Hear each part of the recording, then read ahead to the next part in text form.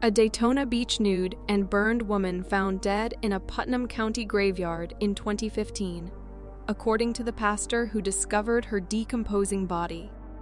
The owner of a mortuary and 2 gravediggers found the decomposing body of 22-year-old Shaquierra Pinckney of Daytona Beach on Thursday in a wooded area of the rural cemetery. She was at the rear of the cemetery, mortuary owner and pastor Christopher Coleman said. She had probably been there 3 or 4 days. Coleman, who owns the Coleman Mortuary on North Main Street in Hastings, more than 50 miles from Pinckney's home, told Putnam County Sheriff's investigators that he and other workers were digging a grave Thursday morning, September 3rd, in preparation for a burial on Saturday. About 15 minutes into the job, Coleman noticed a foul odor. When he went to investigate, he found the decomposing body of a woman.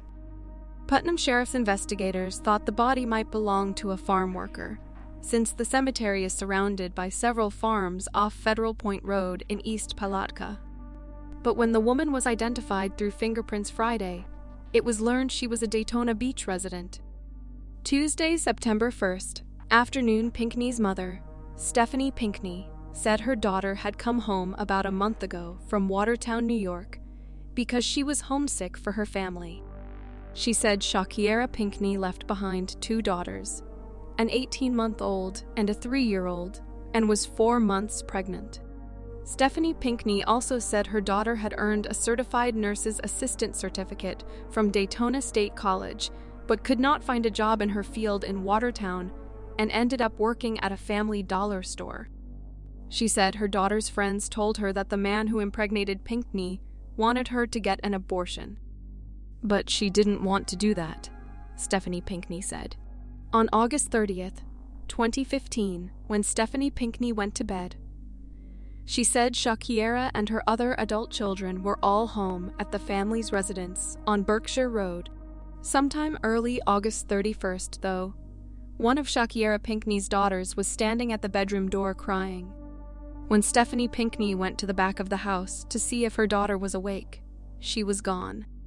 On September 1st, 2015, at about 3 a.m., Stephanie Pinckney filed a missing person report with Daytona Beach Police. Stephanie Pinckney said her daughter did not know anyone in Putnam County. The day she disappeared, Shaquierra Pinckney was pictured in a skimpy outfit in an ad under the escort section of Backpage.com. She called herself Poison.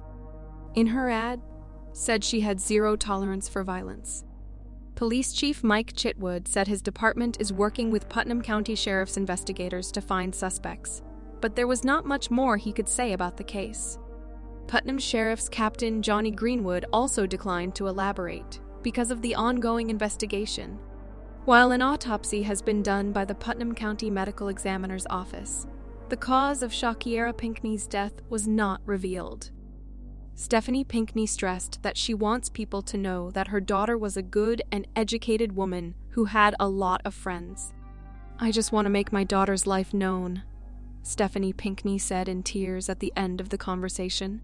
Putnam County Sheriff Gator DeLoach said a grand jury on Monday, September 7th, 2023, indicted Lorenzo Hudson, 42, on first-degree murder charges in the death of Shaquierra Pinckney, who was found dead and badly burned in a remote cemetery in East Palatka in 2015.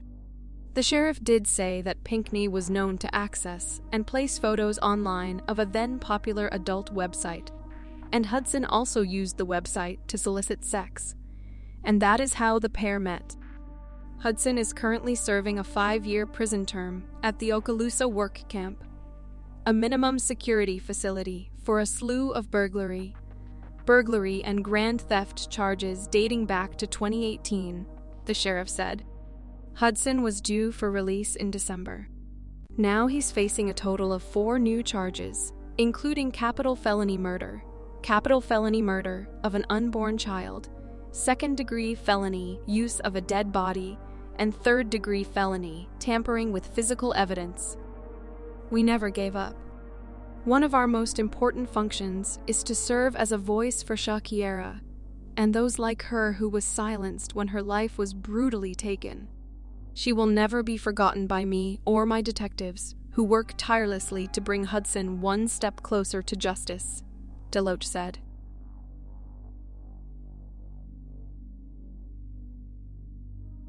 Deanna Denise Howland was 35 years old when she went missing in May 2004.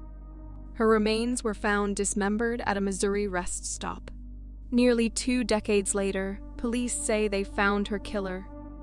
Mike Anthony Clardy, 63, is accused of murder in the second degree and abandonment of a corpse.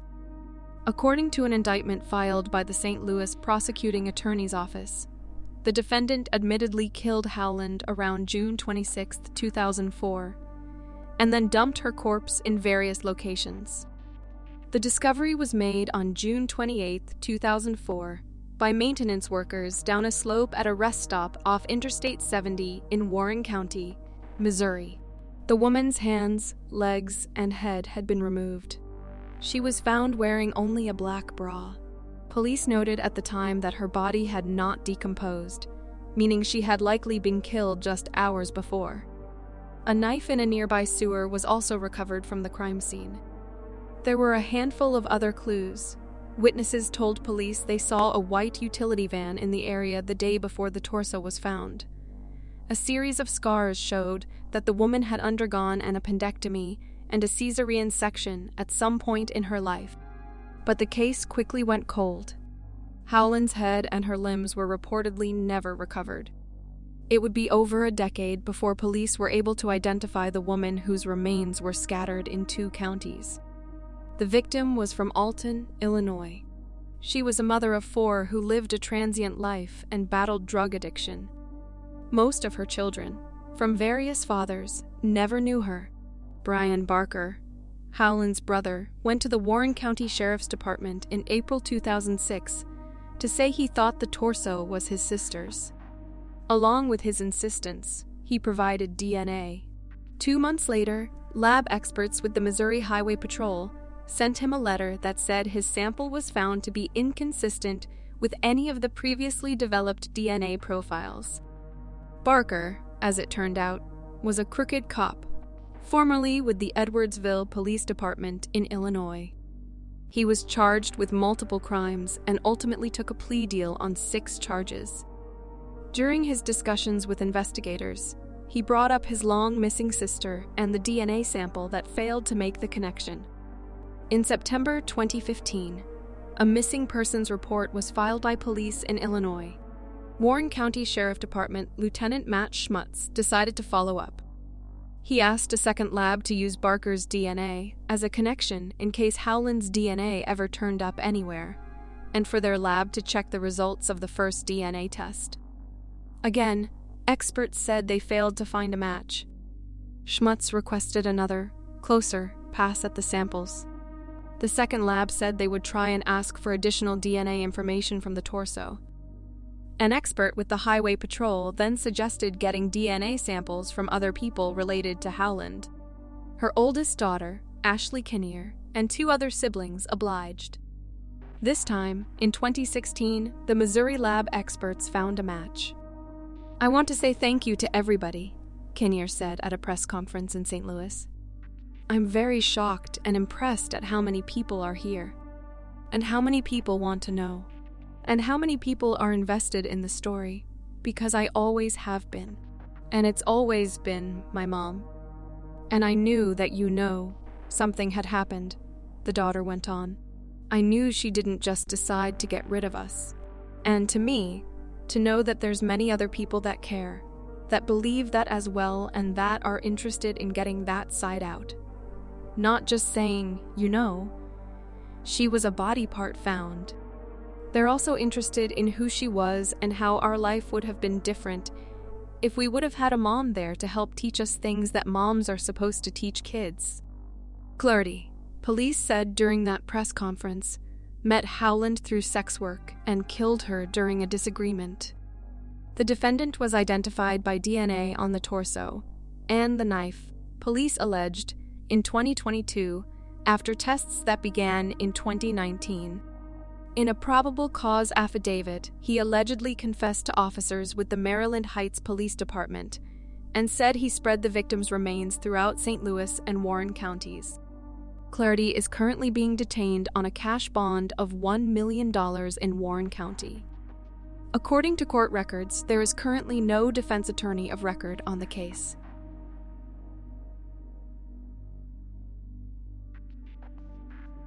On February 27, 2011, 31-year-old Todd Lampley was at home at his Hyannis, Massachusetts home when someone shot him through the bedroom window. He had been living in a yellow duplex at 42 Fresh Holes Road. Todd Lampley had been declared dead at the scene. He had been the first homicide victim of Cape Cod that year, and the second shooting in Hyannis. Todd Lampley had been from Mississippi and a father to 2 daughters. When the police investigated the crime scene, they discovered 3 shell casings, a black cell phone, as well as a sweet potato that had a hole in it. The prosecutors with the Cape and Islands District Attorney's Office stated that they believed the sweet potato had been used as a silencer. On the night of the shooting, Todd Lampley had not been the only occupant in the duplex. There had also been his girlfriend, his girlfriend's mother, and another man. Lampley had been watching TV in his bedroom with the man, who had gone into the living room to make a phone call. While he was on the phone, the man heard multiple gunshots. The man turned his phone over to police, and they did a visual inspection. They also obtained his call records. According to DA Alumba, the phone records didn't match.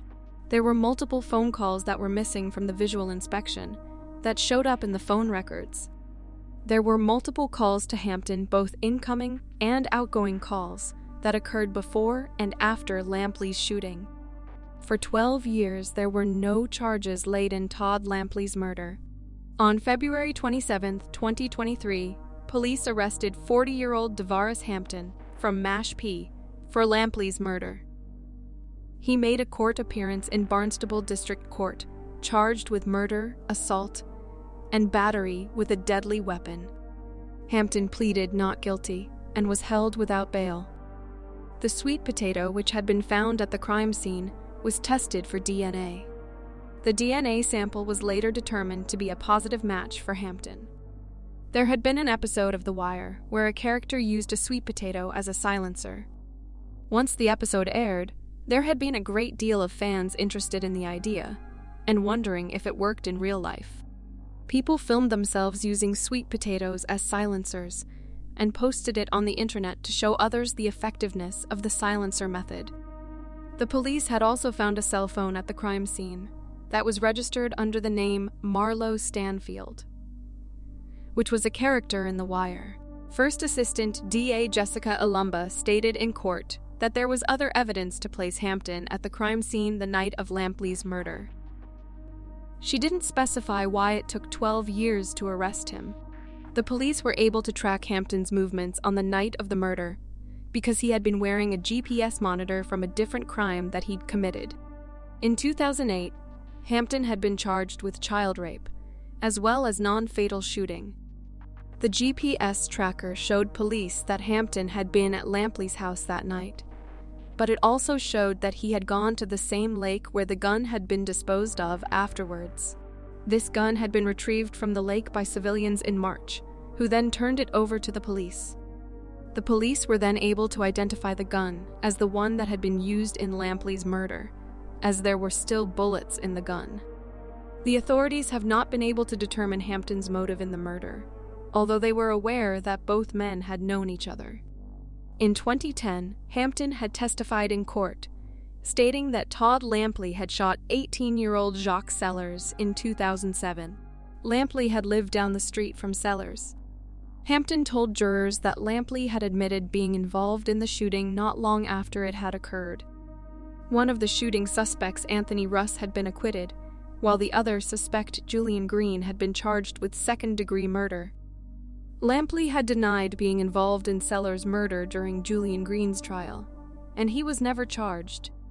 It was known that he'd been having issues with 2 of his neighbors who lived in the same house where Sellers was shot. And the night of the shooting, police tracking dogs led officers to Lampley's house. Hampton's testimony had been described as jaw-dropping by an attorney, and it had contradicted Hampton's previous statements.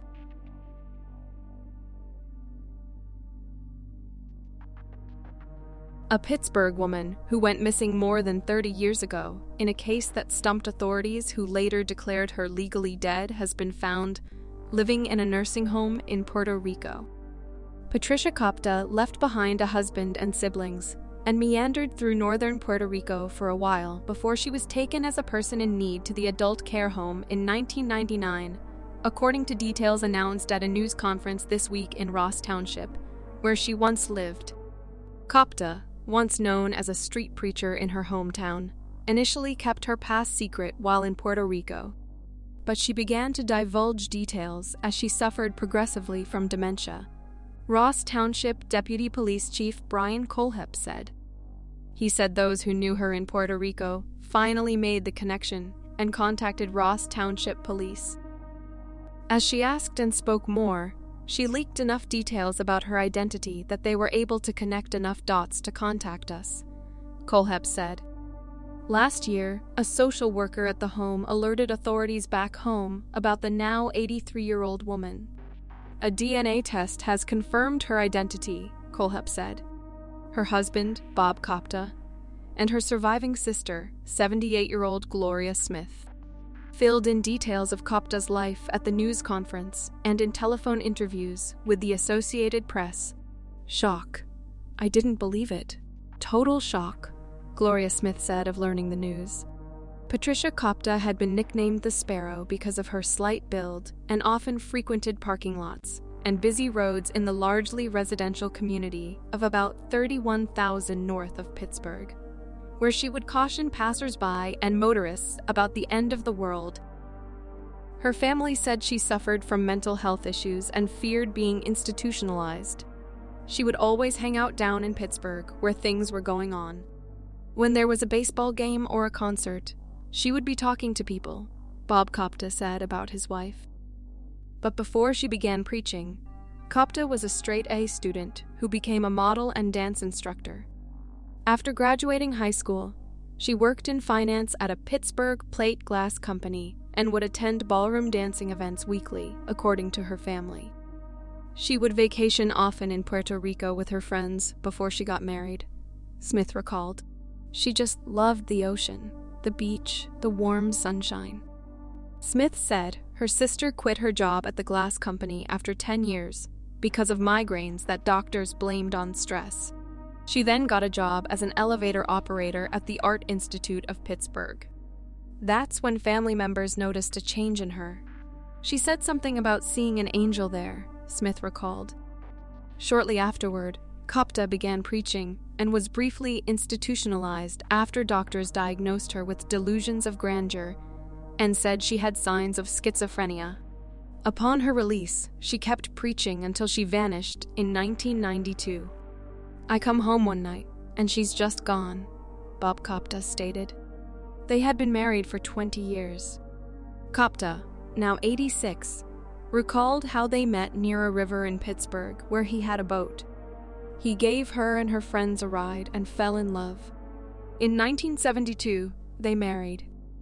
The disappearance stumped authorities and family alike.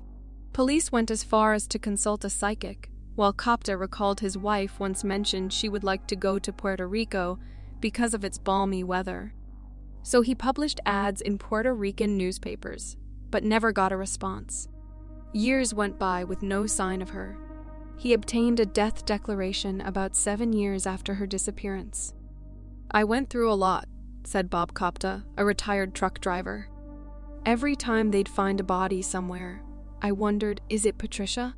Is it Patricia? Meanwhile, Patricia Kopta apparently was wandering the island's northern towns of Naranjito, Corozal, and Toa Alta, located just southwest of the capital of San Juan.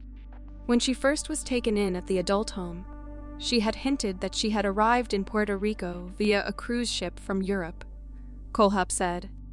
After a social worker contacted police in Pennsylvania, it took almost a year for DNA samples to confirm that the woman was indeed Patricia Kopta. It's a sad thing, but it's a relief off my mind, her husband said. When your wife goes missing, you're a suspect. Bob Kopta, who did not remarry, said he doesn't plan to visit, and that he's now trying to forget the past, though he's glad to know she's being taken care of. She could have come home at any time. She always said she wanted to go to a warm climate, he said. Smith, on the other hand, wants to go to the island to see her older sister. She says she's been unable to speak to the elder sibling on the phone because she cannot hold a conversation, given her dementia.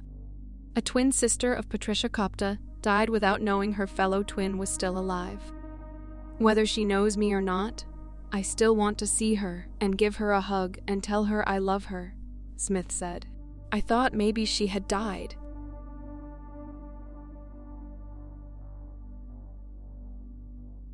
In the early morning of April 25, 2010, 911, dispatchers received a frantic call from Heidi Firkus, 25. Someone's trying to break into my home, Heidi Firkus told the dispatcher. The call ended abruptly with a loud noise. Just 65 seconds later, another call came in, this time from her husband, Nick Firkus, 27. My wife is shot. Somebody broke into our house. Nick Firkus screamed into the phone. I've been shot. Nick Firkus had a gunshot wound to his thigh. Heidi Firkus had been shot in the upper back and was unresponsive. Heidi Firkus died at the scene. Nick Firkus told police a story of a burglary gone wrong. Nick said that he awoke to a suspicious noise at his front door, grabbed his shotgun, and alerted his sleeping wife. Nick claimed the gun went off during a life-or-death battle with the burglar, and the gun discharged twice, hitting Heidi Firkus, then himself. I don't remember exactly what happened, but the gun went off. So my fingers slipped down to the trigger, went off. Nick Firkus told Sergeant Jim Gray of the St. Paul Police Department. The Firkus house was clean and tidy, and the entryway table beside the front door was undisturbed. Extensive neighborhood canvassing and a K-9 search showed no sign of an intruder. He thought he was a black male, but was not entirely sure, Sergeant Jim Gray stated in an interview. Nick Firkus told Gray that the couple was in financial trouble. They were in over $15,000 of credit card debt and losing their home. None of their friends or family knew they were to be evicted the very next day. Investigators found no signs that the couple was packing up for a move. It did not look like anybody was planning to go on a long vacation, let alone moving out of the house, Commander Jake Peterson said in an interview. In a review of correspondence between the couple and financial documents found in the home, investigators were unable to find any proof that Heidi Firkus knew of the impending eviction. Finally, Gray asked the big question. Did you have anything to do with the murder? No, Nick Firkus said. Absolutely not. Nick retained the services of a defense attorney, Joe Friedberg, who recommended he cease contact with the St. Paul Police Department. At the advice of his lawyer, Nick declined the St. Paul Police Department request to sit down with a police sketch artist to create a composite of the alleged intruder. I knew they'd use that as a lever to try interrogating him more. So, I said, no, we won't do that, but we'll hire an artist and do it, Friedberg stated. Nick Firkus and Joe Friedberg returned to the St. Paul Police Department with their own sketch of the alleged intruder, who Nick said was a black male, in his late 30s, and wearing a hoodie. The police released the sketch through the media to see if any tips would come in. Years later, a woman identified Michael Pye to police as a potential match. We started researching him immediately, and we started to learn that he was engaged in a pattern of breaking into homes in St. Paul around 6 a.m, Peterson said. However, Pye was incarcerated on the day of Heidi Firkus' murder. Authorities subsequently cleared him of having any involvement in Heidi's death. A few months after Heidi Firkus' death, Nick Firkus met Rachel Watson. I definitely felt sorry for him that he had gone through such a trauma, Rachel said in an interview. After a year of dating, in August of 2012, Rachel and Nick were married. The couple went on to have 3 children and moved into a house purchased for them by Nick Firkus' parents. Nick and Rachel had an arrangement where they would pay the mortgage amount to Nick's parents, and Nick Firkus would pay the property taxes directly to the county. Rachel Firkus found a notice in their home that stated that they were delinquent on their property taxes and that their house was in danger of being foreclosed on. Rachel Firkus said her mind immediately went to Heidi Firkus's death. "I didn't know that this was happening, and I'm living with this person. I have children with this person, and the last time he had problems with finances, a lot of things went wrong," she said. Rachel Firkus decided to confront Nick Firkus and recorded the conversations. In one recording, Rachel Firkus said, "The fact that you're lying was so easy for you to do in front of me over and over and over and over makes me think that I could murder my wife?" He responded. She replied, "Yes." The couple divorced in 2018. In 2019, Sergeant Nicole Sipes of the St. Paul Police Department took a new look at the death of Heidi Firkus. "The case always bothered me because the circumstances didn't seem to fit what happened," Sipes stated. Sipes reached out to the FBI to help reconstruct sound data from the 911 call to see if there was evidence of a third person in the house. "There was no noise that we could detect in the background," said FBI agent Pat Riley. The FBI also combined their ballistics testing and a virtual model of Heidi and Nick Firkus's house to prove that the shots were most likely not accidental in the middle of a struggle, but deliberate. However, Nick's attorneys countered that these findings didn't necessarily disprove his version of the events. Once Sipes learned of Nick Firkus's recent divorce from his second wife, she reached out to Rachel Firkus, who shared her suspicions. "She could have also been a victim," Sipes said. In May 2021, Nick Firkus was arrested and charged with second-degree murder in the death of his former wife. A grand jury later indicted him for first-degree murder. Ramsey County prosecutors argued that Nick Firkus hid details of their financial troubles from his wife and murdered her due to the shame of their impending eviction. It wasn't just going to be the loss of this house. It was going to be the realization that he had lied to his wife, and he had lied to his friends. He had lied to the community for many years. Ramsey County Assistant District Attorney Elizabeth Lamon stated. Robert Richmond, Nick Firkus's defense attorney, refuted these allegations. In addition to the financial evidence, prosecutors also found only Nick Firkus's DNA on the gun, and several witnesses testified there were no signs of a break-in. Nick Firkus's attorneys claimed the intruder was wearing gloves and only in the home for a couple of seconds, so he couldn't leave DNA evidence.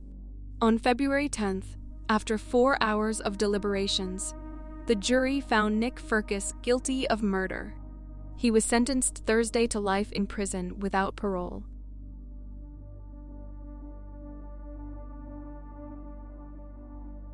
For nearly 45 years, a young woman who was only known as Granby Girl, who had been shot in the head and whose skeletal remains were discovered on a logging road in Granby, Massachusetts, about 15 miles north of Springfield. For years, the unnamed woman was called Granby Girl. Authorities ultimately turned to advanced genetic testing to help them solve the mystery, and they recently identified the murder victim on January 31st. Was Patricia Ann Tucker, who was 28 and had a 5-year-old son when she was killed without her loved ones knowing for decades. Yet her killer still remains unknown.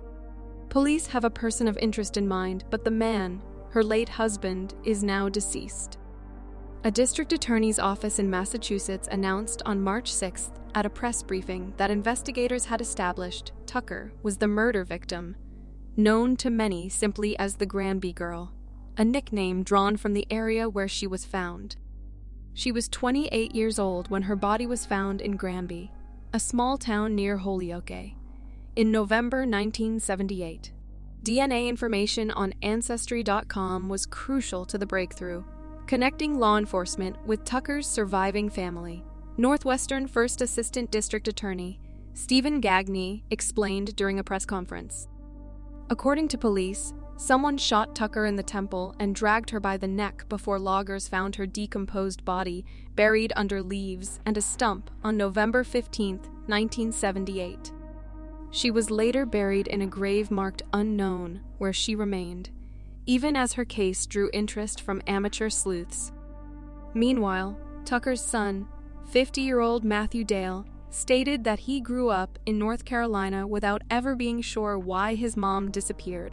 He told the outlet that he has assumed since his 30s that she was dead, and he had provided his DNA to a database in case they ever found her. His assumption that his mother was dead started to be confirmed about 2 years ago. A forensic laboratory helped local authorities acquire the Granby Girl's DNA profile, which eventually led them to identify a woman in Maryland who was likely related to her. Police spoke to the woman, who led them to her son, Matthew Dale. Detectives aren't sure who killed Tucker. She was married to a man named Gerald Coleman. The two married in 1977 in Middletown, Connecticut, and lived in East Hampton, Connecticut, when she died. Coleman never reported his wife missing, officials said. He is of intense interest to those investigating the death of Tucker, who was also known as Patricia Heckman, Patricia Dale, and Patricia Coleman, but officials were careful to stop short of calling him a murder suspect, and they noted that he died in a Massachusetts state prison in 1996. Dale told police that around the time his mother disappeared, Coleman dropped him off with a woman named Laura Holmes in Chicopee. After several days with no word from Tucker or Coleman, Holmes contacted authorities, and Dale was ultimately reunited with his birth father. Gagne said, Dale never saw his mother or Coleman again. Investigators learned that Coleman had previously been arrested in Connecticut in 1968 for attempted kidnapping, aggravated assault, and carrying a firearm. In 1995, he was convicted in Hampton County Superior Court of rape, indecent assault and battery, and assault with a dangerous weapon. He died in state prison in 1996. Gerald Coleman, although deceased, is certainly at a minimum a person of strong interest in Patricia's disappearance and death, Gagne said. The murder investigation remains active, he said, adding that officials are looking to speak with anyone who knew Tucker at any point in her life, but especially during her marriage to Coleman. What do you guys think? Do you think her husband Gerald Coleman did it? Anyone with information can call the Granby Police Department at 413-4679-2222.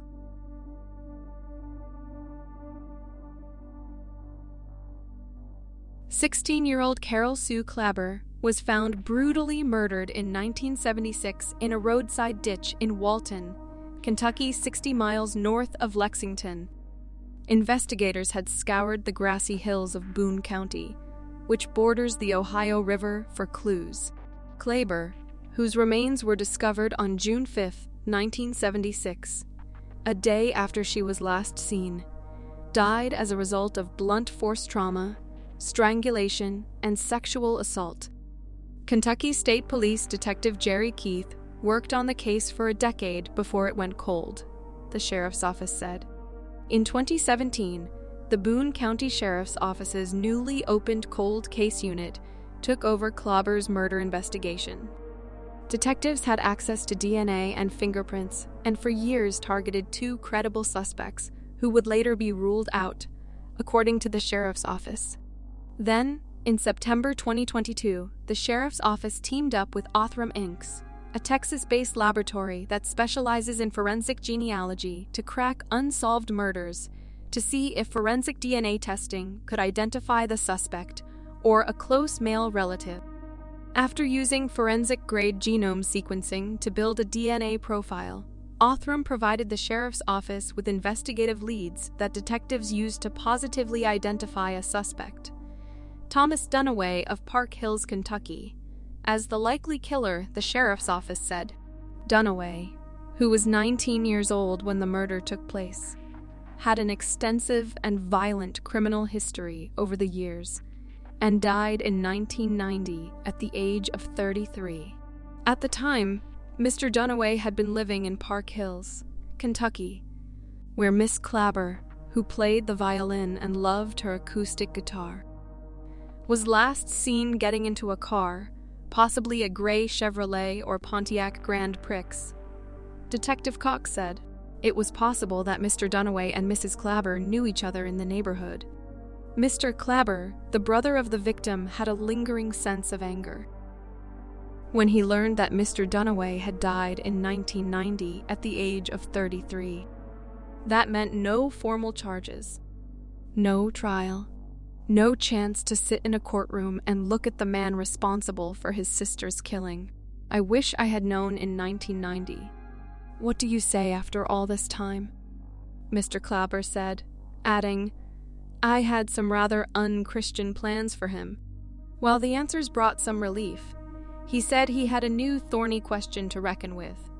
What does justice mean now? One former detective with the Boone County Sheriff's Office, Jerry Keith, had obsessively tried to bring the investigation to a close years ago. He had a copy of the case report at his home. He literally carried this case with him his whole life, Detective Cox said. Before his death in September 2017, Mr. Keith had developed theories that pointed to two possible assailants. That same year, the sheriff's office established its cold case unit, staffed by Detective Cox and Detective Tim Adams, and together they pursued Mr. Keith's theories. The detectives then learned more about Mr. Dunaway's past.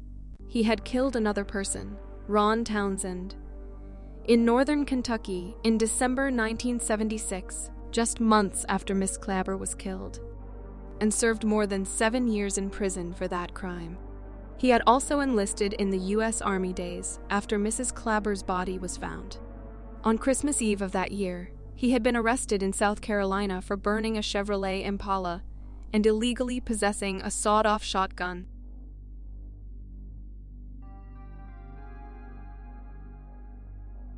Holly Ann Campiglia's body was dumped in a Solano County cornfield 42 years ago. The young woman's murder went unsolved for 4 decades, but her family held out hope that one day, the killer would be found.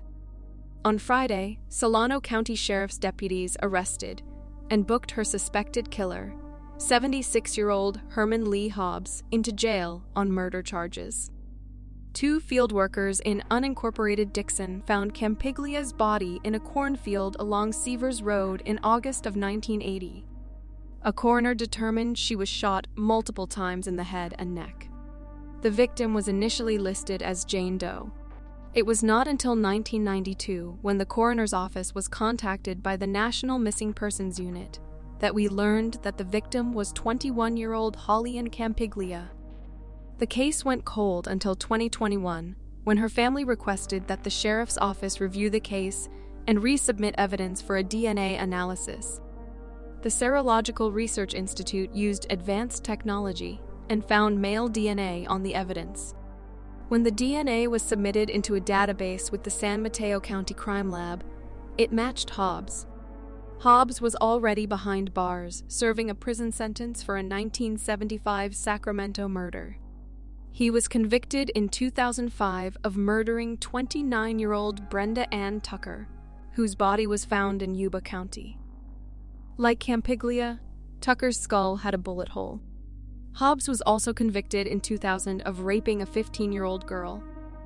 In February 2023, an arrest warrant was issued by a Solano County Superior Court judge to have Hobbs transferred from a state prison to the Solano County Jail to face new charges for the murder of Campiglia.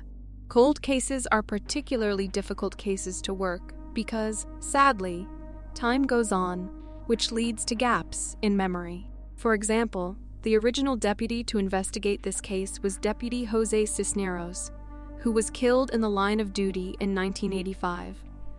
The Solano County Sheriff's Office wrote, they added, "We are grateful to the Campiglia family for their patience and assistance, to the labs whose new technology allowed additional testing of older evidence, and to the staff who worked tirelessly to help bring closure to a lifetime of waiting.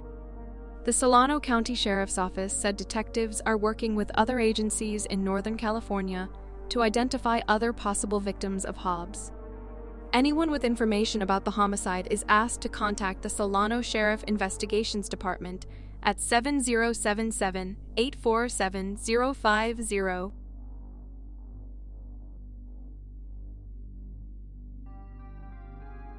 It has been 20 years since 20-year-old Megan McDonald was murdered. McDonald, a 2000 graduate of Burke Catholic High School, was 20 years old when she left her job at American Cafe restaurant in the Galleria Mall in the town of Wallkill on March 13, 2003. She was with friends that night in Middletown, was seen twice outside a party in her old town of Wallkill neighborhood of Greenway Terrace, the last time at about midnight. Then she vanished. Her beaten body was found in a field off Bowser Road on March 15, 2003. That's the official date of her death, etched on her heart-shaped gravestone in the St. Joseph's Church Cemetery in Middletown. Her Mercury Sable was found on March 17th at the Kensington Manor apartment complex. Police conducted dozens of interviews and followed more than 800 leads in the 20 years since her death. Their work filled entire file cabinet drawers in the troop barracks in Middletown. Dateline featured Megan's story in the Cold Case Spotlight series in 2022, speaking with Megan's family and New York State Police investigators, who had recently begun to take a fresh look at the case. A detective at the time, Lieutenant Brad Natalizio, was one of the investigators whom Dateline interviewed. He provided an update to mark the 20-year anniversary and sparked a media push. As a result of the media attention, officials have received many more leads. In a later interview, an initial witness had a new detail. New York State Police Detective Brad Natalizio told Dateline, a vehicle with a loud sound system that had been seen behind McDonald's car. The witness only noticed it because the volume was so loud, according to the Dateline report. It was likely a dark car that looked like a Honda Civic hatchback. Her father spent 20 years with the NYPD and did some homicide detective work there, but died of a heart attack in 2002, McDonald's sister, Karen, told Dateline. He was 47, and she told the show that watching him work over the years made her confident the investigators working on her sister's case wouldn't give up until it's solved.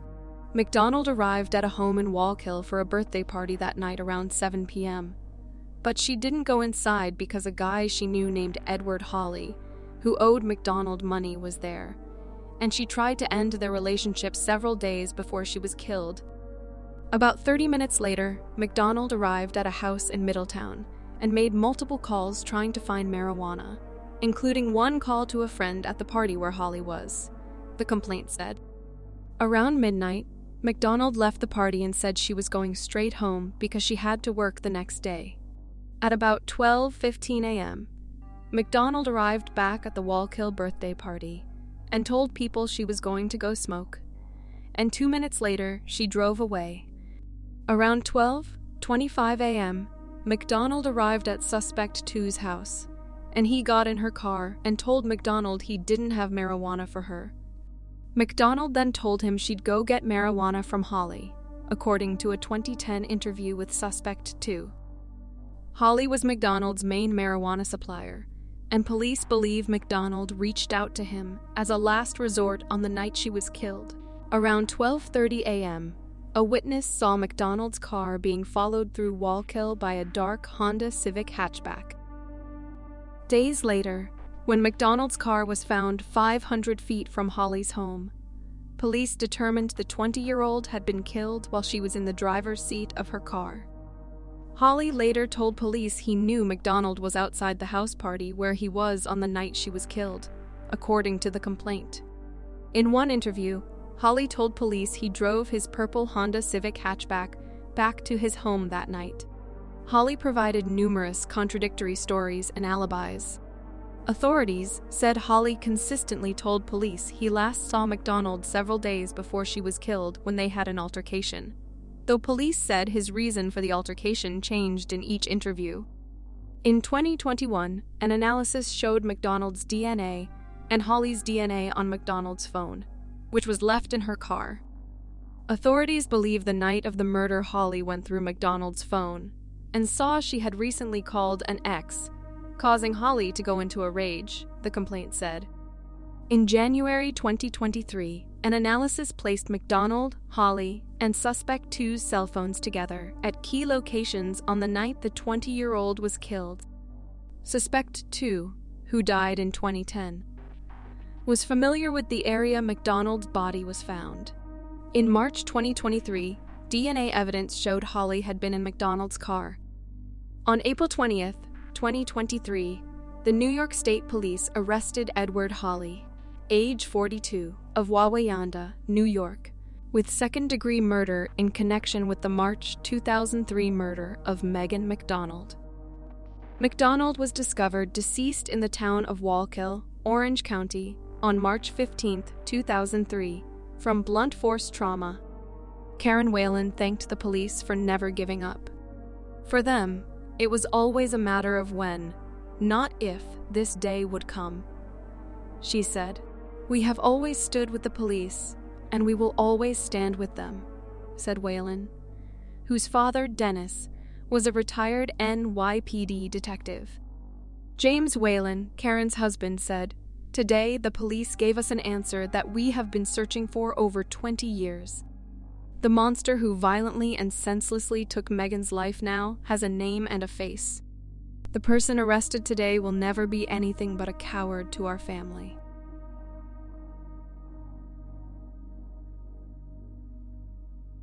On April 13, 1984, 23-year-old Terry Lynn Kirkland was found beaten and stabbed to death near a Knoxville, Tennessee park. Her case remains unsolved. After just 1 month of forming a new unit, the Knoxville Police Department solved a murder case from 1984, according to officials with the department. Terry Lynn Kirkland was found beaten and stabbed to death on April 13, 1984, when a child made a horrific discovery in a Knoxville park. A little girl was playing. She lived next to the park, explained investigator Jeff Day with the Knoxville Police Department. Buck Tom's Park wasn't a large space, mostly woods mixed with slides and other playground equipment. She was laying face down, partially clothed, stabbed multiple times. It was a very brutal, sadistic killing, said Day. There were some other things done to her. Whoever killed her was very mad, very angry. The 23-year-old's death spurred fear among neighbors living nearby. "It's not something you forget, a murder," said Day. "People in that area talked about it, were scared about it. It was in a public park and was a pretty brutal murder." At the time, investigators conducted interviews, collected evidence, but no answers ever came. There was a knife next to the body. The handle had been broken off. The blade and handle was broken. And it had blood all over it, described Day. Today, that small city park is pretty much non-existent, covered by woods, and the case is now in the hands of Detective Jeff Day. "There's a good suspect. Can't tell you who," said Day. He believes Kirkland's killer was no stranger. "She was there with someone she knew. I would guarantee she knew them," said Day. The brutal nature of the crime leads him to suspect the close connection. "The more violent an act is, it's more personal to them," explained Day. "The person responsible, he believes, is likely alive today. The suspects in this case are in their 50s now, and I imagine at that time, they were 20, 25 years old," said Day. Detective Day feels they are close to solving this murder. "It might not take much more. It's like a puzzle," he explained. "You need a certain number of pieces before you can prosecute a homicide case. The pieces are there, but some we still need. I can see why a witness might be scared. That's understandable. Maybe now they can come forward and feel safer now. Any tip we could get could prosecute this case. We are close."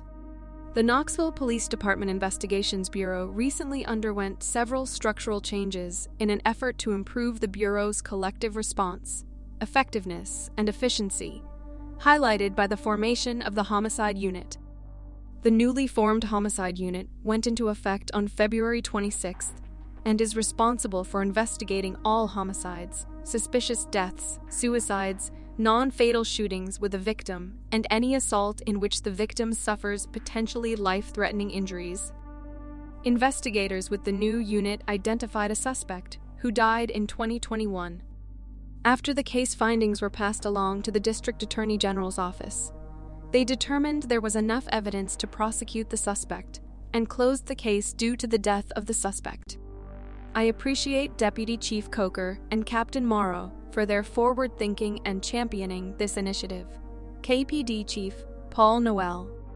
With nearly 70% of our murder cases in 2023 effectively solved, and the closure of a nearly 40-year-old unsolved case, the homicide unit has done an exceptional job of identifying suspects and working towards justice for victims and their families.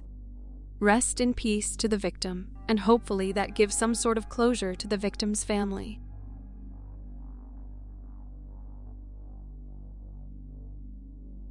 In February 1973, Leslie Perlov was 21. She had graduated the previous year from Stanford and had been accepted to law school at the University of Pennsylvania. In the meantime, she was working in Santa Clara County's law library in Palo Alto. Leslie lived with her widowed mother, Florence Perlov, in Los Altos Hills, and had two younger siblings, 20-year-old Diane and 18-year-old Craig. Highly intelligent and ambitious, Leslie planned to become a lawyer. She had been offered a place at the University of Pennsylvania and would have started her degree in the fall of 1973. On February 13, 1973, she was last seen alive as she left work for the day around 3 p.m. It is speculated that, as she often did, she stopped on the way home to take a walk in the hills west of Stanford's campus. She was missing for 3 days before her car was found parked off Old Page Mill Road. Her body was not far off the road. She had been strangled, apparently with her own scarf. In March 1974, Janet Taylor was 21. She had grown up in the Stanford area as the daughter of Chuck Taylor, the university's football coach, 1951 to 57, and athletic director, 1963 to 71. A graduate of Menlo Atherton High School, she was living in La Honda with a friend, attending Canada College, and working in an office on Page Mill Road. On March 24, 1974, a Sunday, the housemate dropped Taylor off at Stanford because her car wasn't working. She had dinner with friends at their home on Gerona Road and left around 7 p.m., saying she intended to hitchhike home to La Honda, about 15 miles away. Her housemate was working that evening at the Miramar Beach, Jazz Club Beige Dancing and Dynamite Society, and Taylor said someone needed to let their dogs out. The following morning, her body was found in a ditch, 3 miles from Stanford University on Sand Hill Road and Manzanita Way, by a milk truck driver. Like Leslie, Janet had been strangled. She had not been sexually assaulted and was mostly clothed, aside from her raincoat, shoes, and belt, which were later recovered by detectives discarded on Sand Hill Road. She had been carrying a purse, which was never found. Detectives were almost completely in the dark in this investigation. They believed there was a sexual motivation to the murder, even though Janet had not been sexually assaulted. Whoever had picked her up as she was hitchhiking had killed her, then discarded her belongings along Sand Hill Road as they drove away. Detectives had very few leads, and just as Leslie's case had, it was not long before Janet's also went cold. The public were convinced that Leslie and Janet were killed by the same person, even though detectives said there was no solid evidence to suggest this. Everything they had was circumstantial.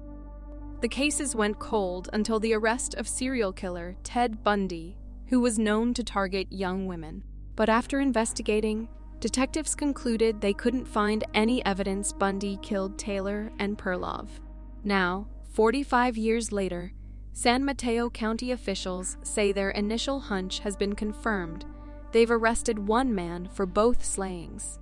On Thursday, May 16, 2019, San Mateo County authorities announced they believe John Arthur Getrew of Hayward, California, based on the DNA of his relatives, already in custody since November 2018 on suspicion of killing Perlov, has also been arrested in connection with Taylor's murder. The San Mateo County Sheriff's Office reopened the cases in 2017 and submitted DNA evidence from the original crime scenes. Investigators say a match was found for Getrew, now 74, of Hayward. The Sheriff's Office says Getrew has a long history of violence against women. In 1964, when he was 18, Getrew was put on trial for a rape resulting in the death of a 16-year-old girl in Germany. He was convicted in 1975 of raping a Santa Clara County woman. Getrew pleaded not guilty to both murders. He was due to stand trial in September 2020 for Janet's murder, but was hospitalized with a brain aneurysm right before his trial was set to begin. In November 2021, 77-year-old John Getrew was sentenced to life in prison by San Mateo County Superior Court Judge Robert Foyles. He has been charged but is yet to be tried for Leslie's murder. John pleaded guilty on Tuesday, January 10, 2023, to the 1973 murder of Leslie Marie Perlov, a 21-year-old law librarian on Stanford University land. The Santa Clara County District Attorney's Office said, John is sentenced to life in prison. Perlov and Taylor were not Getrew's first victims. He was convicted in Germany of murdering and raping a 15-year-old girl, Margaret Williams, a decade before Perlov and Taylor were killed. He spent approximately 6 years of a 10-year sentence in a German prison for the crime. The fathers of Getrew and Williams were stationed at a military base at the time, and the two met at a dance. He lured her to a nearby field where the assault and killing took place, according to newspaper stories from that time. Getrew has also been convicted of raping a 17-year-old Palo Alto resident Diane Doe in 1975.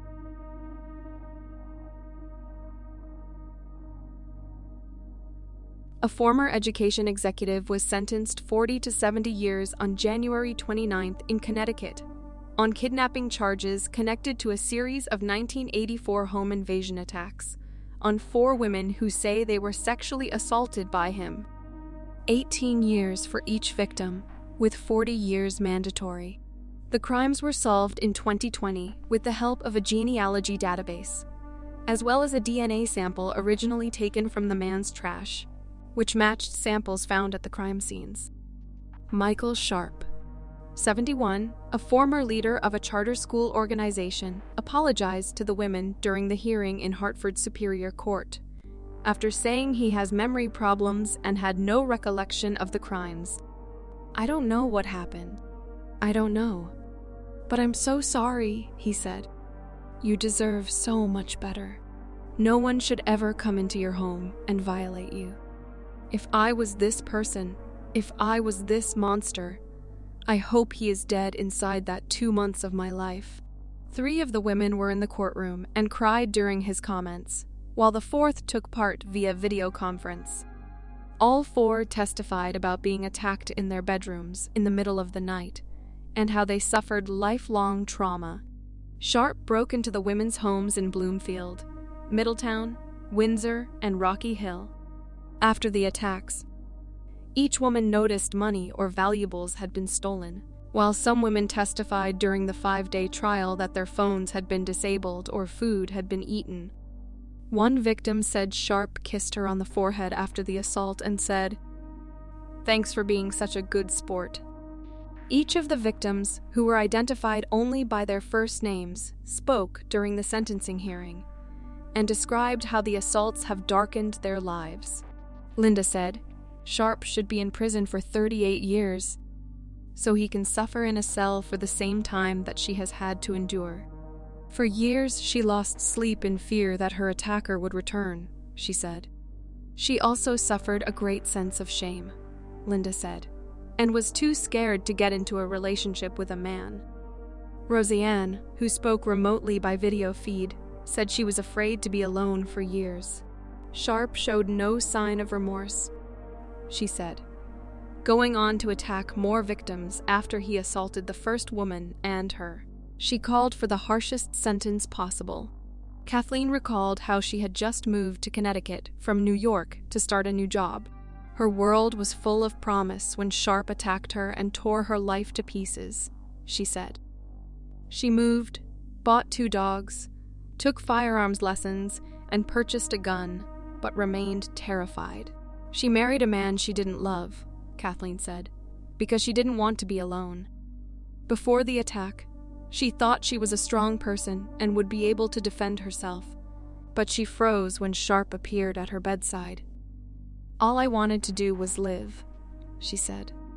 She met her current husband in 1989, and life has gotten better, Kathleen said. Sharpe tried to take her soul, but did not succeed. Shelley said Sharpe made her live in fear, both for herself and her daughter, who was 3 years old and in the bedroom with her when he crept into her house. Her daughter was in hospice and died of cancer during the trial, Shelley said. She, ultimately, was one of his victims too, Shelley said.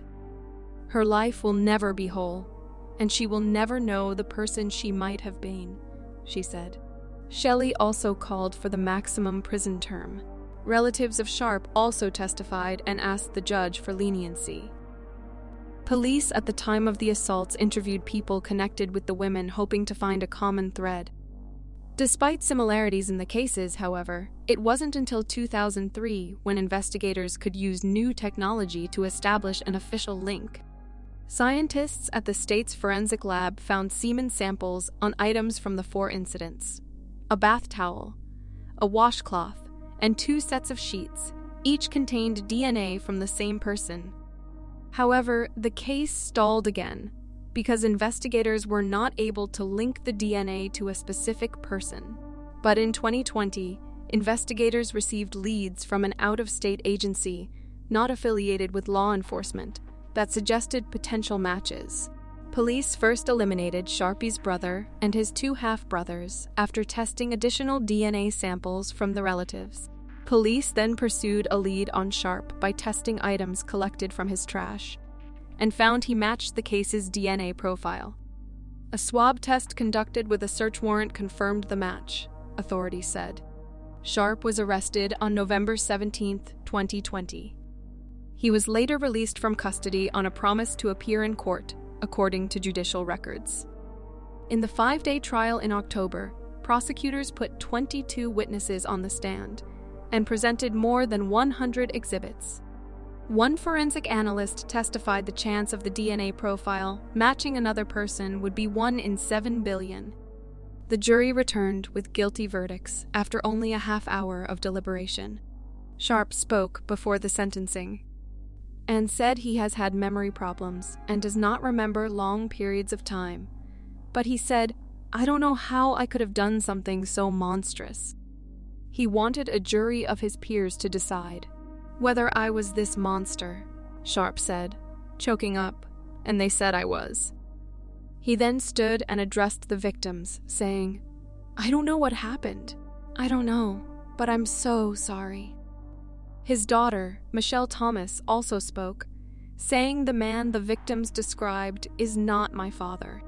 She described Sharpe as kind and generous, and said she hoped to prove one day that he is not guilty. Sharpe's brother, George Sharpe, addressed the court and said, "My brother's a good person. Mike, I love you," he said to his brother. Defense attorney Dana Sonetti said Sharpe has multiple health issues, and I don't think an argument can be made that the public needs to be kept safe from Mr. Sharpe. But Dee Adabo said Sharpe had lived and enjoyed life, while his victims suffered for almost 4 decades. Bridgeport hired Sharpe's charter school company, Family Urban Schools of Excellence, to run Dunbar School in 2013. At the time, Sharpe was well known and respected in Hartford, where his organization ran Jumoke Academy.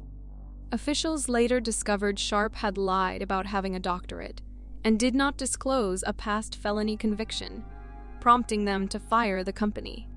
Sharpe also lied about the criminal backgrounds of some of his employees who worked as school aides.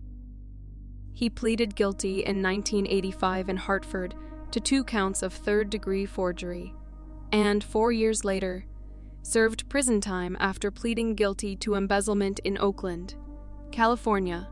Those who have suffered from sexual abuse or violence can speak to specialists for support, information, advice, or a referral by calling the free and confidential National Sexual Assault hotline at 800-656-HOPE or 4673.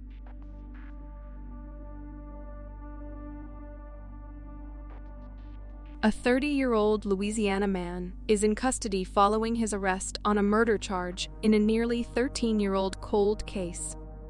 The Tangipahoa Parish Sheriff's Office said deputies arrested Montre Page Sr. on a charge of second-degree murder in the death of Jamin Robinson, 22, who was found July 25, 2010, on the side of a road in Independence. Initially believed to be a hit-and-run victim left for dead, investigators later discovered Robinson died from blunt force trauma to the back of the head. According to Lieutenant Ethan Dunn, sheriff's deputies traveled to Chambers County, Texas, in February and transported home Montre Trevor Page, Jamin Robinson's former schoolmate and neighbor. Friday, February 10th, at 2:41 in the afternoon, Terrebonne Parish Sheriff's Office booked Montre Page, now a 30-year-old Hammond construction worker, into the Tangipahoa Parish Jail.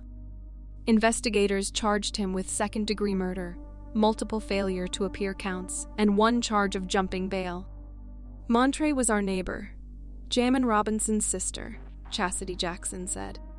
He regularly moves back and forth from Texas, she said. And I think they charged him with some crimes there, too. In 2008, a 15-year-old Montre Page made headlines volunteering to set up campsites for the Summer Safety Crime Prevention Retreat inside Fontana Road Park in Independence. Montre Page next made the news in 2010 as the kid who reported finding his friend, Jamin Robinson, unconscious near a roadside ditch. Minutes before 11, Friday night, July 23, 2010, emergency responders examined Jamin Robinson on the shoulder of Kemp Street in Independence, north of the intersection of Kemp and 2nd Street, close to his home on nearby Craft Road. The victim had no open wounds, and investigators found no blood at the scene. An ambulance rushed Jamin to Lolly Kemp Regional Medical Center. The Independence Hospital diagnosed him with multiple head injuries and transferred him to St. Tammany Medical Center for surgery. Jamin Robinson died at New Orleans University Hospital the following Sunday, and the Tangipahoa Parish Coroner's Office scheduled an autopsy the next day. The examiner found Robinson's death resulted from internal, closed head injuries consistent with being stricken by a slow-moving vehicle. Since 2010, police have investigated the presumed hit-and-run case as a homicide.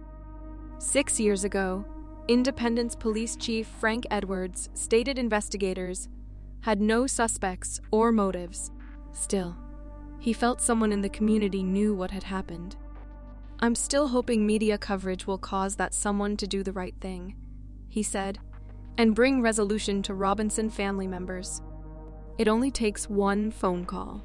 In 2017, lacking the resources to pursue the case further, the Independence Police Department sought assistance from the Tangipahoa Parish Sheriff's Office. Crime Stoppers Director Jody Powell told Bayou Justice the following year, "I would love to give this family some peace." Chief Edwards and Tangipahoa Parish Sheriff's Office detectives continue to explore all tips. Still, the number of leads has dwindled significantly. When the leads stopped, the homicide landed with cold case detective Mike Sticker. Over the years, Terrebonne Parish Sheriff's Office veteran and cold case detective Mike Sticker has persistently looked over the facts, in this case alongside Independence Police Chief Frank Edwards, and continued to actively work leads and interview Robinson's friends, family, and known acquaintances, said Tangipahoa Parish Sheriff's Office Chief Jimmy Travis. A break in the case came when Sticker identified and located an eyewitness who finally came forward with information. Although Montre Page is innocent until proven otherwise, justice appears to have arrived in February 2023. Although Page's arrest won't bring Jamin back, we're hoping it brings a sense of peace and closure for his family and friends, Chief Travis said. When police began investigating Jamin Robinson's death in 2010, it was Independence's first homicide in 8 years. Montre Travell Page was sentenced to 90 years for multiple drug-related charges on February 27, 2023, according to officials. Montre Page, 30, is charged with illegal use possession, control of weapons, crime of violence, controlled dangerous substance, distribution or possession with the intent to distribute heroin and possession of firearm, or carrying concealed weapon by convicted felon. Page was also charged with 2 additional felony charges: distribution or possession with the intent to distribute heroin and distribution or possession with the intent to distribute marijuana.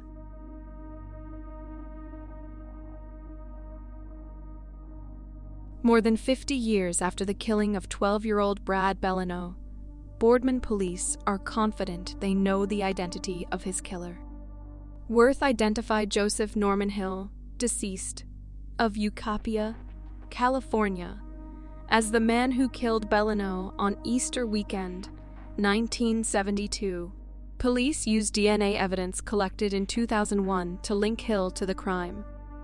While Hill cannot be fully held accountable for his horrendous crime, our hope is that after 50-some years, knowing who was responsible brings some closure to the people involved in this case, Worth said. Retired Boardman police officer Robert Rupp stated, "Ever since that day that I stood at the dumpster and saw them pull that boy out, I've thought of this case every day of my life. Now," he said, "when he thinks about the case of Bellino going forward, he will do so knowing the boy is finally at peace." Bellino was last seen leaving a friend's house on Teakwood Drive around 7:30 p.m., March 31, 1972. Reports indicate he was walking to his family's house on McClurg Road. After he did not arrive, his family reported him missing around 3:20 p.m. the next day, Worth said. A worker collecting garbage found his body around 8 a.m., April 4th, in a dumpster behind what was Isole's dairy store at Boardman Plaza. A belt was wrapped around his neck, his pants were pulled down, and there were indications of sexual assault. Despite rumors Bellino was held captive for up to a day, he died within hours of leaving his friend's house because an autopsy revealed the undigested dinner he had eaten there, said Boardman Police Captain Albert Kakasik. There were also no marks on his hands or feet that would indicate he was bound. Over the following years, police would develop many leads and conduct many investigations and polygraph tests, but none would lead to conclusive evidence, Kakasik said. In 2001, the case was reopened. The boy's body was exhumed and DNA evidence was collected. DNA was also taken from the clothing Bellino was wearing at the time of the murder. Investigators found DNA that did not belong to Bellino. Police later submitted the suspect's DNA to the combined DNA index system, but never got a match, Worth said. In 2018, Boardman police began working with Parabon Nanolabs, a Reston, Virginia-based company that provides DNA phenotyping services for law enforcement agencies. Phenotyping uses DNA to narrow down suspects, a group of people with certain physical characteristics, or an extended family tree. Parabon told Boardman police they were likely looking for a man of European descent, with fair or very fair skin, with freckles, brown or hazel eyes, and black or brown hair. Working through a family tree of suspects, police first looked at people who fit the profile as they began collecting DNA and eliminating possibilities. It was a difficult process, in part because family trees don't necessarily take into consideration births out of wedlock or adoptions, and because not every suspect would willingly give DNA. When investigators looked into the most recent branch of the family tree provided by Parabon, A relative voluntarily gave DNA that showed Hill as a 98% match for the DNA found on Bellino's body. A 100% match is not possible because Hill was cremated after his death in July 2019, and he has no DNA on record to test, Castiglione said. However, a forensic scientist with the Bureau of Criminal Investigation was comfortable agreeing it was Hill's DNA. Hill was 32 years old and living on Shadyside Drive in Boardman at the time of the murder, according to Worth. He drove a truck for a bottled water company and moved to California around 1978 for work reasons. Police could find no connection to the Bellino family or the boy. Worth and Castiglione said they believe Hill acted alone. Hill's only criminal background was a 1986 conviction in Los Angeles for disorderly conduct and solicitation for a rude act, Worth said. His wife died in 1993, and he had very limited family, leading to very limited information. Still, there was no indication that Hill lived anything but a normal life when he was in Boardman, Worth said. Hill's last address was in an assisted living facility in California. He died of natural causes.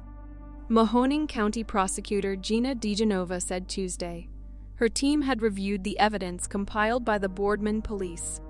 She said that, were Hill still alive, she would have been comfortable presenting it to a grand jury. 50 years a child is lost, and I have children. I can't even imagine what it would be like, and what the family must have gone through having no closure for such a long time, DeGenova said. She praised the work of the Boardman police officers who didn't give up after half a century and who utilized technology as it improved. Worth said investigators over the years followed several hundred, if not thousands of leads, and thanked a number of officers who worked on the case, including Rupp, who was at the news conference, and former police chief Jack Nichols. Worth said, I can't say enough about his professionalism, initiative, diligence, and perseverance on this case. The years-long effort to track DNA evidence cost, in total, just over $29,000, but it was money well spent to bring closure to the family, Worth said. He said the family did not want to issue a public statement and asked that no one attempt to contact them while they processed the new information and continued to heal. Boardman police have been in contact with the San Bernardino County Sheriff's Department in California to see if any additional unsolved cases can be linked to Hill, Worth said. He encouraged anyone who knew Hill during his time in Boardman to reach out to the Boardman Police Department at 330-7264144. During a press conference, Worth and Castiglione also fielded questions about two other unsolved 1970s murders of boys from Boardman. Thomas Baird, 15, who died in 1970, David Evans, 13, who died in 1975. Castiglione said police don't believe that Thomas's death was related to Bellino's because the circumstances were different. Thomas was beaten and was able to communicate a little with police before dying in a hospital. Worth said the department is currently revisiting Evans' case and that he could not comment on an open investigation.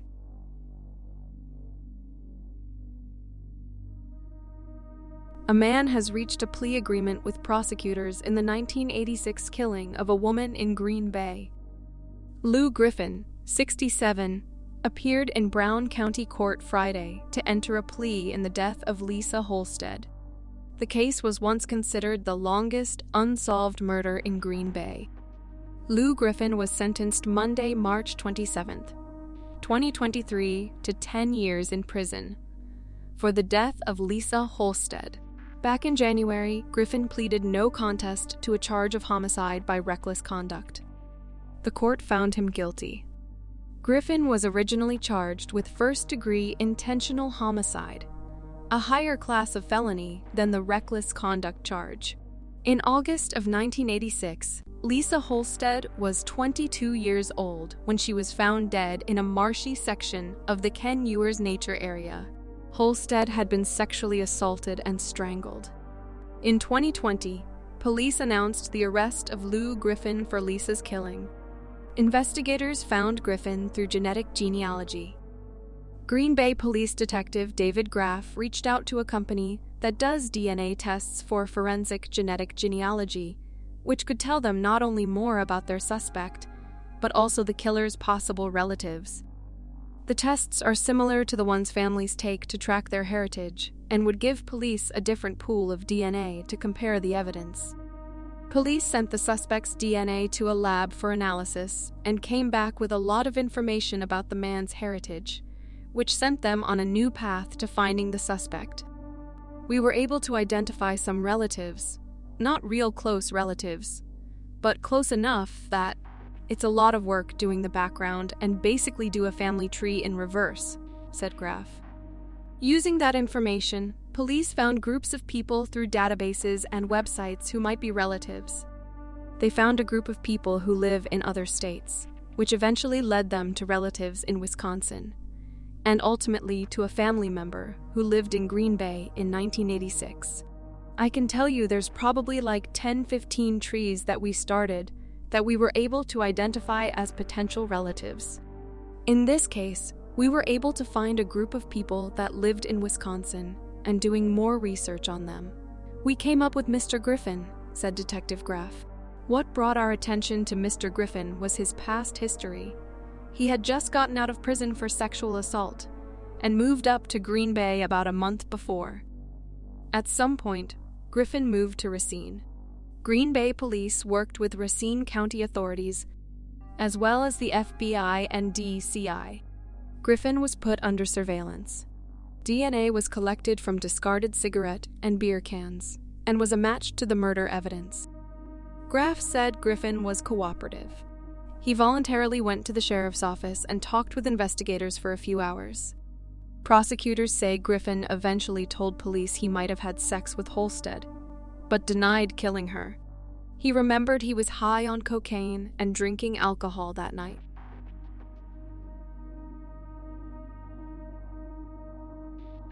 The man authorities suspect was involved in the 2007 murder of a 32-year-old Dorchester woman was ordered held without bail at his arraignment. Boston police announced that David Pena, 33, had been arrested in Florida in connection to the homicide investigation. Members of the department's fugitive unit traveled to the Baker County Detention Center in McClenny, Florida, for Pena's rendition to Massachusetts. Pena was wanted on an outstanding warrant out of Dorchester District Court on a murder charge in connection to the death of Felicia McGuire.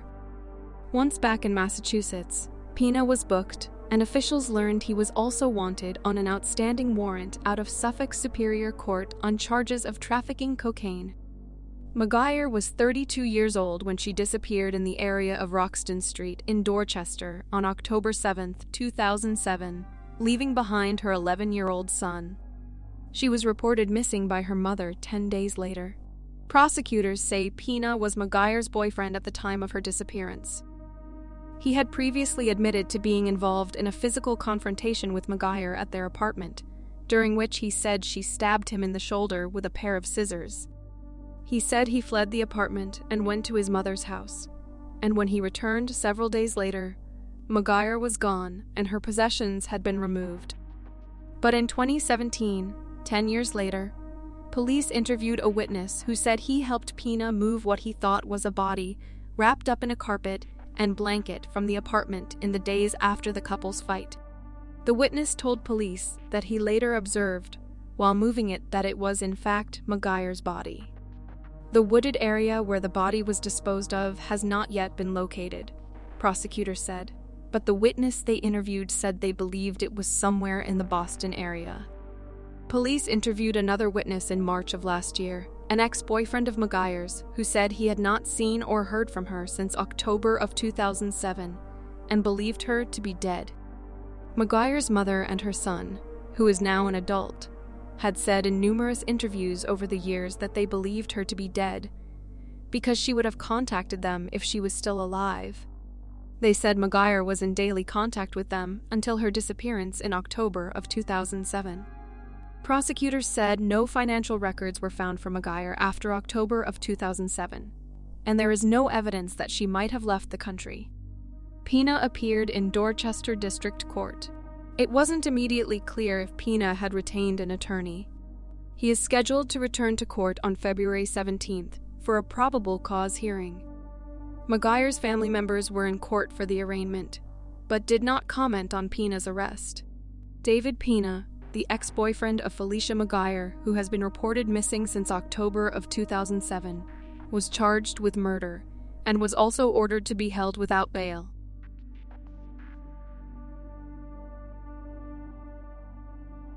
In 1971, Rita Curran, a 24-year-old schoolteacher, was found strangled to death in her apartment in Vermont. The college town of Burlington, where Curran taught second grade, was devastated. Police interviewed Curran's neighbors, investigated hundreds of tips, and collected evidence, including a single cigarette butt found near her arm, but were unable to name her killer. Curran's murder, unsolved for more than 5 decades, became one of Vermont's most notorious cold cases. That changed in February 2023, when police detectives announced the identity of her murderer, a male neighbor, police say, who later became a Buddhist monk and countercultural guru before dying of an overdose in 1986. DNA technology and genealogical research have linked the cigarette butt found near Curran's body to William DeRuse, who lived upstairs in the same apartment block. Investigators interviewed DeRuse in the 1970s, but ruled him out. Even though he's dead, and there won't be justice, it is a really positive outcome, Cece Moore, a genealogical investigator at Virginia-based Parabon Nanolabs, said. Moore's research identified DeRuse, and it is a great illustration of how investigative genetic genealogy is resolving these cases that so many people have cared about for so many years. In the summer of 1971, Curran had recently moved into a shared apartment. She was working as a hotel maid and taking graduate courses at the University of Vermont while waiting for school to start. Around midnight on July 19th, her housemates found her dead. She had been attacked, sexually assaulted, and asphyxiated. DeRuse, who lived 2 floors above Curran with his then-wife, was not one of the investigation's 13 main suspects. His wife told police that they were home all night. Bundy, who was born in Burlington, was thought to have been in the area around the time Curran died. Shortly before his execution in 1989, however, he denied responsibility. Curran's death became known as Burlington's oldest cold case murder. In 2014, Burlington police decided to reprocess the evidence using modern technology. Male DNA was found on the cigarette found near Curran's body, but it did not match a national felon database or any of the 13 primary suspects. The Burlington police reopened the case, again in 2019. Detectives sent the cigarette DNA to Parabon. It took Moore only a few hours to identify DeRuse. At the top of the list were 2 people who shared enough DNA with the unknown suspect to be his first cousin once removed, Moore said, and those matches ended up being on both sides of his family tree. That's extremely unusual. It was shocking. Testing of DNA on Curran's housecoat confirmed the findings. When police re-interviewed DeRuse's ex-wife, she admitted to deceiving detectives. She said DeRuse, who had a criminal history, had persuaded her that she had to protect him from false incrimination. The couple had married 2 weeks earlier. I think she lied at the time because she was young. She was naive. She was newly married. She was in love, Thomas Chenette, a Burlington detective, told the press on Tuesday. In actuality, she and DeRuse had argued that night. DeRuse left the apartment and returned while she was asleep. He and his wife left Vermont soon afterward. They separated, and DeRuse moved to Thailand to become a Buddhist monk. A few years later, he surfaced in California, where he remarried and was known as a countercultural guru called Dutch. DeRuse's second wife, from whom he also became estranged, told police that he had a violent temper and had once choked her and non-fatally stabbed a friend. About 15 years after Curran's death, he died of a drug overdose in a San Francisco hotel room. I don't think so much about the guy who did this as I do about Rita and my parents and what they went through. Curran's brother, Tom Curran, recently told the press.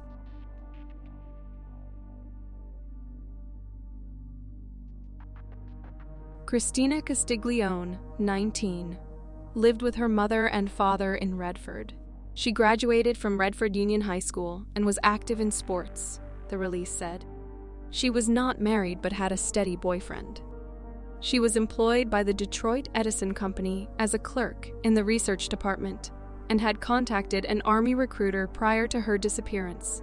On March 21, 1983, Christina Castiglione was reported missing by her mother in Redford Township. On March 29, 1983, the Livingston County Sheriff's Office was alerted to a deceased body located in the Oak Grove State Game area on Fawcett Road in Deerfield Township.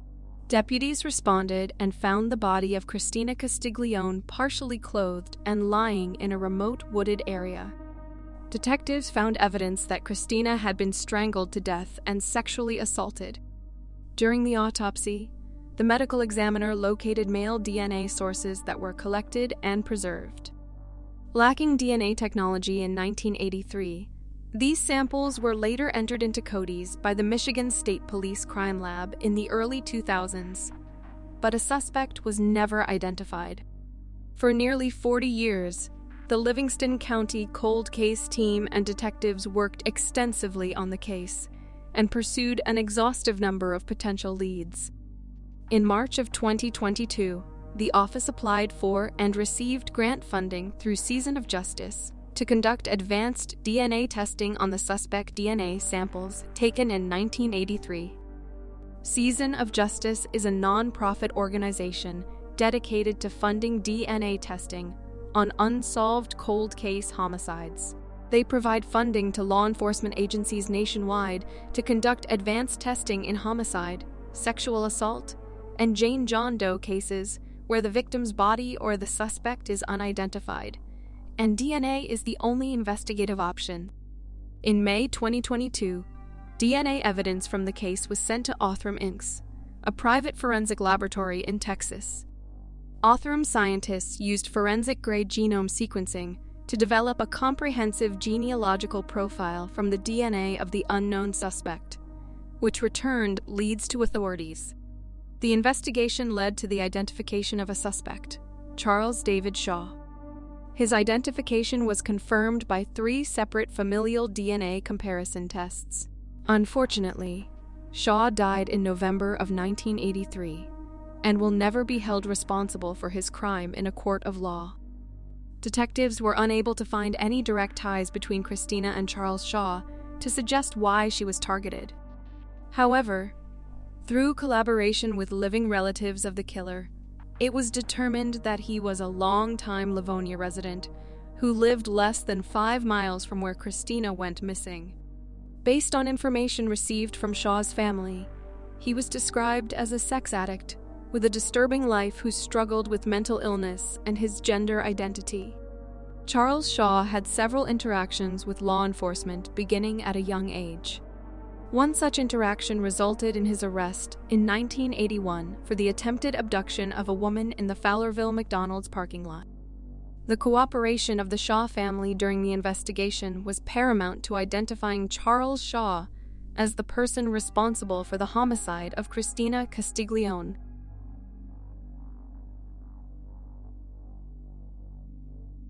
"30 years after single mother Barbara Brodkin was found stabbed to death in her Midtown Toronto apartment, the man Toronto police cold case investigators arrested 4 years ago for the killing has been convicted of second-degree murder. Charles Mustard, 69, expressed disbelief after Superior Court Justice Brian O'Mara told him he had been found guilty and was revoking his bail. "I didn't kill Barbara," Mustard said repeatedly as he was handcuffed and led out of the downtown Toronto courtroom. On March 19, 1993, Brodkin's bloody and lifeless body was found sprawled out on the floor near the closet in her bedroom in her apartment on Balliol Street. Zachary, her 6-year-old son, found his mother's body and called 911. Brodkin died from a stab wound to the chest. There were also indications she had been strangled. At the post-mortem, Brodkin's fingernails were also clipped and stored. From the outset, the prime suspect in the case was Brodkin's ex-husband, Christopher Barry, due to their domestic history. The Toronto Police Service vigorously interviewed Barry 4 times, during which he denied he had anything to do with his ex-wife's death. He had an alibi and provided hair and saliva samples. Barry was never arrested for the murder and died in 2009. In 2017, police resubmitted Brodkin's fingernails to the Center for Forensic Science, which found DNA under her fingernails. A comparison with DNA from Mustard was done, which indicated his DNA could not be excluded. It was the only male DNA found under Brodkin's fingernails. On October 19, 2018, Mustard was arrested and charged with Brodkin's murder. During the judge-alone trial, court heard that just 1 day before the arrest, police staged a mock news conference about the cold case in the lobby of Toronto Police Headquarters. At the same time, investigators had called Mustard down to 40 College Street under the pretense that they wanted him to sign some papers. In a 20-minute video shown in court, Mustard can be seen standing in the lobby not far from where posters showing 2 large pictures of Brodkin are on display, her name underneath the photos. At trial, Mustard, who took the stand in his own defense, and said he recalled seeing some posters with photographs of women on them, but testified he did not recognize Brodkin, only saying the women looked familiar.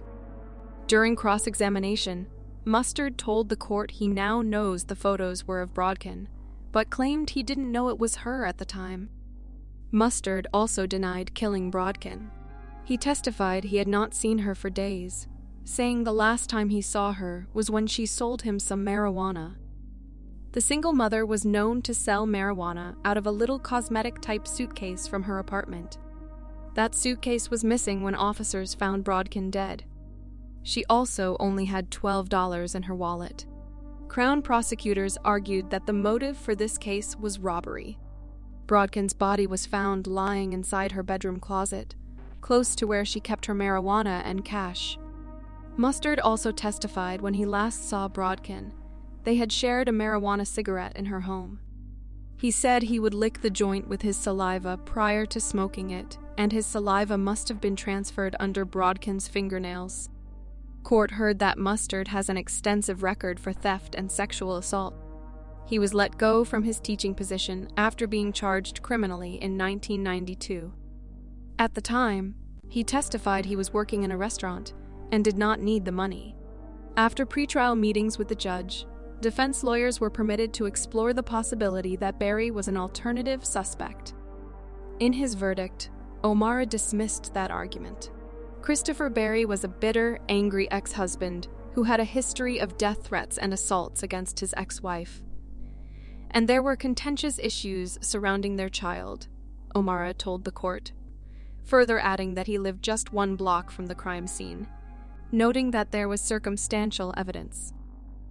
O'Mara weighed it against the fact that Barry had an alibi from the first day. He had offered his bodily substances to police for testing, and there was a thorough investigation by police in which no one claimed to have seen Barry. "I am satisfied Christopher Barry did not kill Barbara Brodkin," O'Mara concluded. O'Mara said he found Mustard's evidence about the staged presentation at Toronto Police Headquarters untruthful, rejecting the fact that Mustard did not recognize the large posters of Brodkin. A woman Mustard himself insisted was a friend who shared a mutual interest in smoking marijuana. O'Mara stated that Mustard was shocked to learn Brodkin was murdered. Under these circumstances, you think her image would be seared into his memory. This was a lie on a fundamental issue. O'Mara also rejected Mustard's evidence on the issue of moistening the marijuana cigarette. Based on evidence of the forensic biologist, it would not support the hypothetical indirect transfer of saliva to beneath the fingernails of her left and right hand. The judge accepted the alternative theory presented by the Crown that Brodkin used her fingernails to defend herself during the protracted event. The judge rejected the Crown's assertion that it was a first-degree murder based on unlawful confinement during the course of a robbery, saying there was no evidence to prove that beyond a reasonable doubt. Herb Brodkin, the victim's cousin, stated after the conviction, "I thought it was a very well-reasoned verdict. I am very proud of the judge for what he did."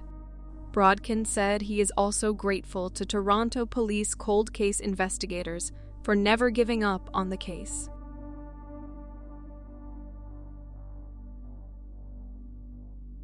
Police investigators in Florida believe they have solved an elderly woman's cold case murder with the help of a fake restaurant promotion, announcing the suspect's arrest just short of the grim anniversary. Michael Lapnowski Jr., 55, was arrested in Mississippi on January 26th for first-degree murder, but he lived in St. Petersburg, Florida, back in 1987, when he murdered local woman Opal Weil, 82, said the Pinellas County Sheriff's Office in a press statement. Deputies say Weil lived alone near her brother and sister-in-law, and was visited often by family, so it was unusual when she did not pick up the phone the morning of February 9th, 1987, after her sister-in-law called. Believing Weil was out for a routine walk, the sister-in-law called her every 5 minutes. Still no answer. The sister-in-law dropped by, discovering that the kitchen nightlight was on, which was odd because Weil routinely turned it off when she woke by 6 a.m. Then she found a window pane had been removed from a door leading to the Florida room. It was leaning against an exterior wall. Inside, the sister-in-law made the tragic discovery. Weil was unresponsive in a bedroom, with blood around her mouth, bruising to her face, and ligature marks on her neck. Police said, investigators said they discovered that a ground wire for the telephone line was cut, though it did not disrupt service. There were no fingerprints on the door window pane, but there were leather or cloth glove marks, authorities said. Scratch marks and pry marks were on the Florida room door near the latch. Investigators determined that several drawers appeared to have been hastily searched, boxes being partially left open. That included a jewelry box, left with the lid off and felt lining partially out of the box. Items, including Weil's wedding ring, were stolen, authorities said. Hairs from the person investigators believed to be the suspect were recovered from Weil's home, though investigators managed to develop a partial DNA profile. They did not get a match until after cold case detectives, in December 2020, asked the Florida Department of Law Enforcement and Parabon Nanolabs to test again. Authorities claim Parabon managed to track down 3 brothers as potential suspects. Detectives ruled out 2, including one who was deceased. That left Mississippi man Michael Lapnowski. Detectives began an undercover operation to confirm a forensic match, including collecting discarded red coffee straws and a restaurant spoon with Lapnowski's DNA, which matched the profile from the hairs at Weil's home. Officers said they were able to collect the restaurant spoon with the help of a Bay St. Louis Police Department detective who owned a restaurant and personally knew the suspect. As part of the plan, he set up a local promotion offering a free meal, thanking local customers, and promoting the restaurant to residents. Investigators said they lured Lapnowski there with a flyer, and accordingly, they got a spoon and fork he used. Investigators said that the defendant lived less than a half-mile from Weil at the time of the 1987 murder. Speaking to investigators, Lapnowski denied being near her home during the time frame of the murder. He denied recognizing Weil, seeing her, talking to her, or being at her home. If you enjoyed the video, please show your support by subscribing and liking the video, and turn on all notifications so you don't miss any future uploads.